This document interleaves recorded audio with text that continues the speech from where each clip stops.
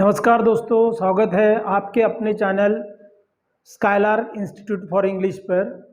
और आज मैंने जो आपको पहले वीडियो में वर्ब पढ़ाया था, तो वर्ब में ही जो मोस्ट इम्पॉर्टेंट पार्ट है दैट इज इन्फिनिटिव्स। तो what is infinitive and what are its types that has been here, see here the infinitives. इसे आप टू वर्ब भी बोल सकते हैं, क्योंकि आपको टू के साथ मेन वर्ब लेके जब आप एडिशनल वर्ब को सेंटेंस में यूज करते हो और सेंटेंस को बढ़ाते हो, that is called to infinitive. Now see here, I have given two sentences. I want to swim in the river, he wants to swim in the river.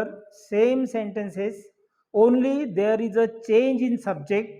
पहले sentence में I subject है, first person singular number, तो I के बाद want को मैंने कुछ भी लगाया नहीं। लेकिन सेकंड सेंटेंस में मैंने he के बाद want को yes लगाया। आपको याद होगा सिंपल प्रेजेंट टेंस में when the subject is third person singular number, we have to add yes और es और ies to the main verb. तो ये जो रूल्स एंड रेगुलेशन है ये यहाँ पर फॉलो किए गए, क्योंकि वो फाइनाइट वर्ब है। लेकिन पहले भी सेंटेंस में और दूसरे भी सेंटेंस में change is there in here. यहाँ पर आई वॉन्ट है, यहाँ पर ही वॉन्ट्स है, इसमें चेंज हो गया। लेकिन दोनों के इसमें to swim both are common, that has not been changed करके जो भी इन्फिनिटिव्स रहते हैं वो जहाँ पे भी आते हैं वो as per the subject, as per the tense, as per the number, उनमें चेंज होता नहीं है करके उनको टू इन्फिनिटिव बोला जाता है। ये बात आपको ख्याल में रखनी है। अब इन्फिनिटिव को सेंटेंस में अपन कैसे कैसे यूज करते हैं। First, it is use like a noun, so it can be the subject और ऑब्जेक्ट ऑफ अ वर्ब। जो वर्ब है, वर्ब के बाद अगर वो आता है तो वो ऑब्जेक्ट का काम करता है, और अगर वो वर्ब के पहले आता है तो वो सब्जेक्ट का काम करता है। तो इन्फिनिटिव सेंटेंस में एज अ सब्जेक्ट और एज एन ऑब्जेक्ट बोले तो नाउन करके कैसे आता है। See here example, to error is human, to forgive divine. यहाँ पर टू एरर यानी गलतियां करना ये इंसान की फितरत है, लेकिन उसे माफ करना ये डिवाइन क्वालिटी है। ये एक प्रोवर्ब है, तो इस प्रोवर्ब में टू एरर ये यहाँ पर एज अ सब्जेक्ट आया। और सेकंड सेंटेंस में स्मॉल वंस यानी जो बच्चे रहते, लव टू गो आउट। यहां पर देखो ये जो वर्ब है, ये वर्ब के बाद to go out as an object का काम किया करके इसे बोलते it is use like a noun, as a subject और एज एन ऑब्जेक्ट। बाद में जो सेकंड है as the object of a preposition.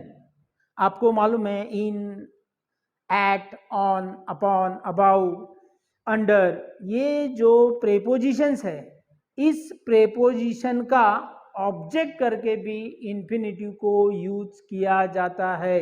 For example, Leena was about to live. यहाँ पर देखो ये अबाउट प्रेपोजिशन है और उसके बाद टू लिव आया, इसे बोलते हैं अपन टू इन्फिनिटिव यानी as the object of a preposition. और अब एक टू इन्फिनिटिव का जो एकदम अलग ऐसा एक जो फीचर है दैट इज बेयर इन्फिनिटिव, यानी विदाउट टू को यूज न करते हुए भी इन्फिनिटिव को यूज किया जाता है। It is little bit difficult but if you practice, अगर आपने प्रैक्टिस की और सही ढंग से समझा तो that is also easy. So bare infinitive means without to. अब यहाँ पर टू नहीं रहेगा, लेकिन वर्ब, एडिशनल वर्ब सेंटेंस में आएगा। अब shall, will, do, did, should, ये जितने भी यहाँ पर कुछ मॉडल्स है, shall, will, do, would, may, might, must, can, could. इनके बाद जो भी वर्ब आएगा उसके पहले टू को यूज नहीं किया जाएगा करके इसे बेयर इंफिनिटिव बोलते हैं। For example, you can postpone that function, यहाँ पर मैंने टू लिया नहीं क्योंकि यहाँ पर कैन है, सेकंड सेंटेंस में मे है, तो जहाँ पे भी आपको ये ऑक्सिलरी वर्ब दिखेंगे उसके बाद आपको डायरेक्टली वर्ब लेना है। Such type of verbs are considered to be the bare infinitive।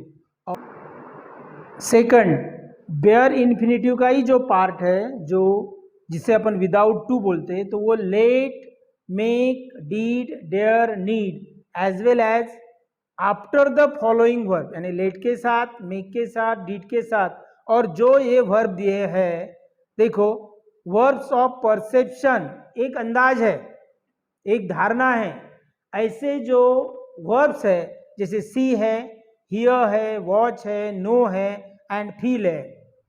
Example देखो, लेट मी ट्राई, यहां पर लेट के साथ जो मैंने सेंटेंस लिखा लेट मी ट्राई, तो ये विदाउट टू है।